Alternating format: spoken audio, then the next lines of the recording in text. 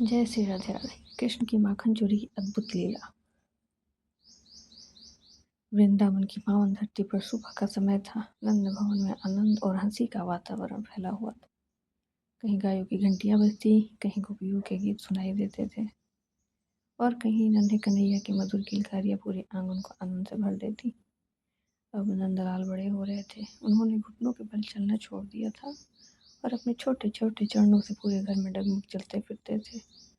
उनकी चंचल आँखों में शरारत भरी रहती है। उनके मन में हर समय कोई नई लीला चलती रहती। मैया यशोदा रोज की तरह सुबह सुबह ताजा माखन निकालकर ऊंची मटकी में रख देती। उन्हें पता था कि उनका नटखट लाला मौका मिलते ही माखन चोरी करने पहुंच जाएगा, परंतु कन्हैया भी कहाँ हार मानने वाले थे। एक दिन नंद भवन बिल्कुल शांत था। मैया यशोदा बाहर गोपियों से बातें कर रही थी और घर के भीतर कोई नहीं था। बस यही मौका देखकर श्याम सुंदर धीरे धीरे अपने नन्हे कदमों से माखन वाले कक्ष की ओर बढ़े। कभी इधर देखते कभी उधर, फिर मुस्कुराकर बोले, आज तो कोई नहीं है, अब खूब माखन खाऊंगा। उन्होंने पास रखा लकड़ी का पीढ़ा खींचा, बड़ी कठिनाई से उस पर चढ़े और मटकी से माखन निकालने लगे। उनके कोमल हाथ माखन से भर गए। वे थोड़ा स्वयं खाते और थोड़ा नीचे गिरा देते। तभी अचानक उनकी नज़र सामने लगे चमकते मणि जड़ित खंभे पर पड़ी। उस खंभे में उन्हें अपना प्रतिबिंब दिखाई दिया। कन्हैया ठिठक गए। उन्हें लगा कि कोई दूसरा बालक भी माखन चोरी करने वहां आ पहुंचा है। वे धीरे धीरे उसके पास गए और बड़ी मासूमियत से बोले, अरे भैया, तू भी माखन खाने आया है क्या?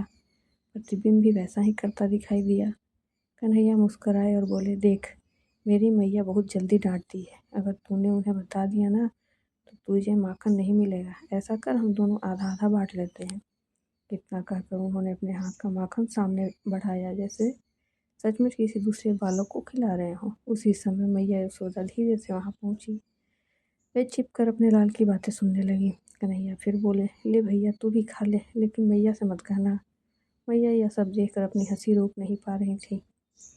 उन्हें अपने लाल की भोली बातें इतनी प्यारी लगी कि वे प्रेम में डूब गईं। तभी कन्हैया की नज़र अचानक मैया पर पड़ गई। अब तो वह थोड़ा घबराए, पर अगले ही क्षण अपनी चतुराई दिखाते हुए तुरंत बोले, मैया देखो ना, यह लड़का घर में घुस आया है। यह तुम्हारा माखन चुरा रहा है। मैं इसे रोकता हूँ तो यह मेरी बात नहीं मानता। मैं इसे गुस्सा दिखाता हूँ तो यह भी मुझे गुस्सा दिखाता है। इतना कहकर उन्होंने अपने छोटे छोटे हाथ कमर पर रख लिए और भोला सा मुँह बना लिया। फिर मासूम बनकर बोले, मैया, सच कहता हूँ, मुझे माखन का तनिक भी लोभ नहीं है। यह सुनते ही यशोदा मैया का हृदय वात्सल्य से भर उठा। वे हंस पड़ी और दौड़कर अपने लल्ला को गोद में उठा लिया। उनके माखन लगे गालों को चूमते हुए बोली, अरे मेरे भोले लाल, सारी दुनिया को छल सकते हो लेकिन अपनी मैया को नहीं। कन्हैया मुस्कुराने लगे। उनकी मुस्कान में ऐसा दिव्य आकर्षण था कि मानो स्वयं ब्रह्मांड खिल उठा हो। कहते हैं उस समय देवता भी आकाश में यह लीला देखकर धन्य हो रहे थे। जिस परमात्मा के दर्शन के लिए योगी वर्षों तपस्या करते हैं, वही भगवान आज अपनी ही परछाई से माखन बांट रहे थे। यही तो श्री कृष्ण की बाल लीलाओं के अद्भुत माधुर्य हैं, जहाँ परम ब्रह्म भी एक भोले बालक बनकर प्रेम का रस बरसाते हैं। जय श्री राधे कृष्णा।